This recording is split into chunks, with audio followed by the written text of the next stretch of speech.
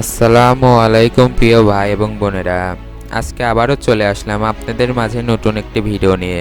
আজকের ভিডিওটির বিষয়বস্তু হলো যে কিভাবে ইসরায়েল হাসান নাসরুল্লাহকে হত্যা করলো। এর পিছনে কি শুধু ইসরায়েলই দায়ী না, এর পিছনে লুকিয়ে আছে এক নতুন রহস্য। এইসব বিষয় জানতে হলে আমাদের ভিডিওটি না টেনে সম্পূর্ণ দেখার অনুরোধ রইল। প্রথমেই বলে নিচ্ছি, ইসরায়েল হলো ইহুদি, এরা প্রচণ্ড অহংকারী।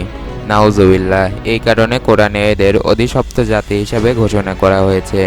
তো আসুন বেশি কথা না বলে ভিডিওর আসল বিষয়বস্তু শুরু করা যাক, যে ইসরায়েল কিভাবে হাসান নাসরুল্লাহকে হত্যা করলো। ইসরায়েল হাসান নাসরুল্লাহকে হত্যা করার সময় হাসান নাসরুল্লাহ ইরানের এক দূতের সাথে বৈঠক করছিলেন। সেই সময় ইসরায়েলের ডিফেন্স ফোর্স হাসান নাসরুল্লাহর অবস্থান বিষয়ে জানতে পারে এবং সেখানে তারা তৎক্ষণাৎ বিমান হামলা পরিচালনা করে। এবং আপনারা জেনে অবাক হবেন যে এই হামলায় ইসরায়েলে কোনো মিসাইল ব্যবহার করা হয়নি।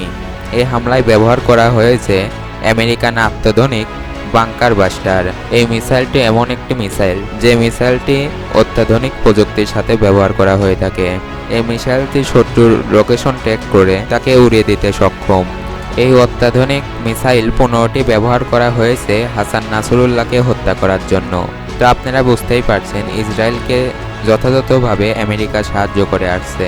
এই বিমান হামলার সময় ইরানের এক দূত মারা গিয়েছেন, তাই ইরানের সরকার ইরানে 3 দিনের শোকসভা পালন করছে এবং ইসরায়েলকে হুঁশিয়ারি দিয়ে বলেছে যে ইসরায়েল তার সব সীমাই লঙ্ঘন করে গেছে। এই বিষয়ে ইসরায়েল এবং আমেরিকাকে এর কঠিন ঋণ পরিশোধ করতে হবে।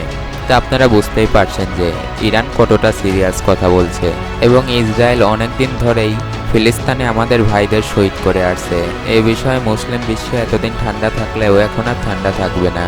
এখন মুসলিম বিশ্ব একটি উম্মাহ, একটি দেশ হয়ে যাবে এবং ইসরায়েলের বিরুদ্ধে যুদ্ধ করবে। ইরান যদি ইসরায়েলকে একটি হামলা চালায়, তাহলে ইরানের সাথে আরও 5টি বাহিনী ইসরায়েলে যথাযথভাবে আক্রমণ করবে। এই বাহিনীগুলো হলো হিজবুল্লাহ, হুতি, তালেবান এবং হামাস। এ বিষয়ে ইসরায়েলের প্রধানমন্ত্রী বেনজিয়ামিন নেতানিয়াহু বলেছেন যে আমরা কাউকে ভয় পাই না, আমরা সবার সাথে যুদ্ধ করতে সক্ষম। এছাড়াও ইসরায়েল এতদিন ধরে আমাদের লেবাননে 700 ভাইদের শহীদ করেছে, তাই ইরান কোনো মতেই এতে চুপ থাকবে না।